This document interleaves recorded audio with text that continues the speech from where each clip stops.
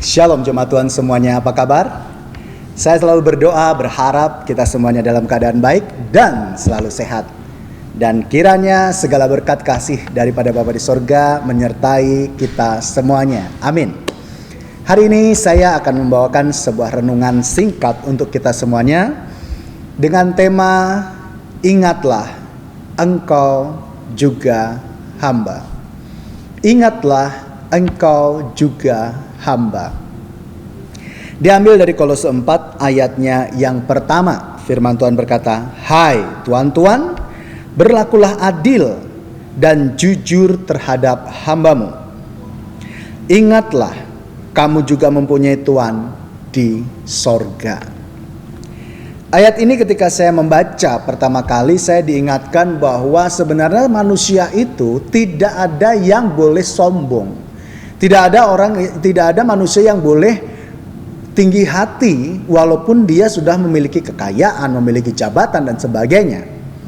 Ketika saya merenungkan ayat ini, ternyata orang di dalam Tuhan Yesus itu walaupun dia sudah punya jabatan, walaupun dia itu sudah memiliki kekayaan, walaupun mungkin status sosialnya adalah orang yang dipandang wow oleh orang lain, ya, tapi dia harus ingat bahwa dia adalah seorang hamba juga di hadapan Tuhan. Nah, sebenarnya di dalam Kolose 4 ayat 1 ini atau yang sebelum-sebelumnya itu terkait mengenai masalah rumah tangga sampai kepada seorang tuan, seorang nyonya yang memiliki ART, ya. Di mana biasanya kalau ART itu, ya, bahasa sekarang asisten rumah tangga, ya, mereka dituntut untuk rajin, mereka dituntut untuk jujur, mereka dituntut untuk bisa melakukan segala sesuatunya dengan baik. Dan ketika mereka mungkin menurut kita sebagai tuan atau nyonya, ketika mereka tidak berlaku yang benar, yang baik, maka kita akan memberikan sanksi kepada mereka. Kadang-kadang mungkin kita mengucapkan kata-kata yang nyakitin dan sebagainya. Nah, hal ini menjadi satu catatan bagi penulis surat Kolose kepada jemaat Kolose pada waktu itu, ya. Di ayat 4 di pasal 4 ayat 1 ini, "Hai tuan-tuan, berlakulah adil dan jujur terhadap hambamu." Artinya tidak memihak. Kadang-kadang di dalam satu tempat kerja mungkin, ya, kita mungkin menjadi seorang tuan, kita mungkin menjadi seorang nyonya, mungkin kita menjadi bos di satu perusahaan. Lalu kemudian kita punya bawahan dan kemudian ada yang satu memfitnah yang ini atau yang ini mengatakan yang jelek tentang yang ini, yang satunya lagi. Lalu kemudian karena kita lebih suka kepada satu orang, lalu kita memihak ucapan orang tersebut. Lalu kemudian kita mengambil satu keputusan yang tidak adil dari apa yang kita dengar. Kita memberikan hukuman, memberikan sanksi kepada orang yang tidak kita suka, bawahan yang kita tidak suka. Sedangkan di sini pesan yang disampaikan kepada jemaat Kolose itu adalah berlakulah adil dan jujur. Sebagai atasan, jangan semena-mena. Sebagai atasan, sebagai nyonya, sebagai tuan, sebagai pimpinan, jangan semena-mena. Karena kita harus ingat bahwa sehebat-hebatnya kita, sekaya-kayanya kita, setinggi-tingginya jabatan kita, baik di rumah, di perusahaan, dimanapun, dan kita punya bawahan, kita juga hamba di mata Tuhan. Kita bukan siapa-siapa, kita bukan apa-apa di mata Tuhan, di hadapan Tuhan. Itu sebabnya ini menjadi satu perenungan yang luar biasa buat saya secara pribadi, ya. Tidak boleh semena-mena terhadap bawahan, tidak boleh semena-mena terhadap ART, tidak boleh semena-mena terhadap siapapun yang lebih lemah daripada kita. Sebab sesungguhnya Tuhan kita yang ada di sorga itu selalu memandang kita juga. Ketika kita mengambil keputusan yang tidak adil, ketika kita mengambil keputusan yang memihak, Dia yang kudus juga melihat kita. Tuhan kita yang kudus di sorga juga melihat kita. Dan apa yang kita putuskan secara tidak adil akan dihakimi oleh Dia. Oleh sebab itu, renungan hari ini boleh menjadi tuntunan dalam kehidupan kita. Kalau di antara Bapak Ibu Saudara memiliki ART lebih dari 1, 2, 3, janganlah memihak kepada satu dan yang lainnya ketika mereka sedang berantem. ketika mereka sedang bermasalah. Tapi selidikilah secara netral dan temukan masalah dan selesaikan. Adil dan jujur sebagai tuan atau nyonya. Dan jika Bapak Ibu Saudara adalah orang yang memiliki power, kuasa, jabatan tinggi di satu perusahaan atau dimanapun kita berada, janganlah memihak kepada salah satu karyawan yang mungkin kita sudah senang dengan dia, sehingga apa yang disampaikan dianggap benar, lalu kemudian kita menyalahkan yang satunya padahal yang satunya benar. Karena apa? Memihak.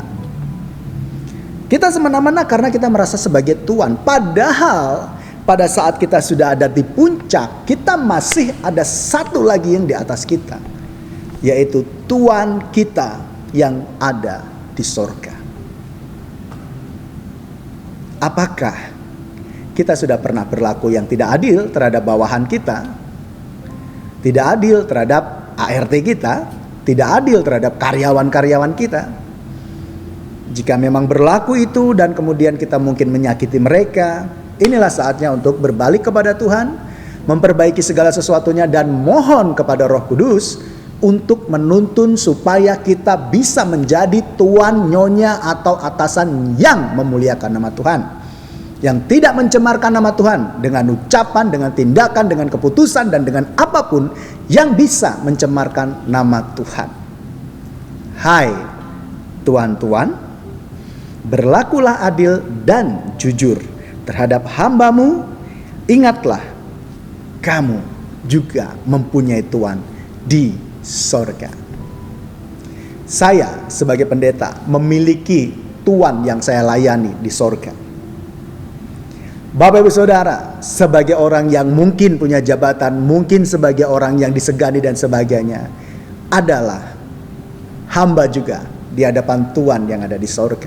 Oleh sebab itu, jangan sampai kita gunakan kekuasaan, kemampuan, apa yang kita miliki sebagai kesombongan, sehingga itu tidak diperkenan oleh Tuhan yang kita sembah di dalam Tuhan Yesus Kristus. Ingatlah, engkau adalah hamba.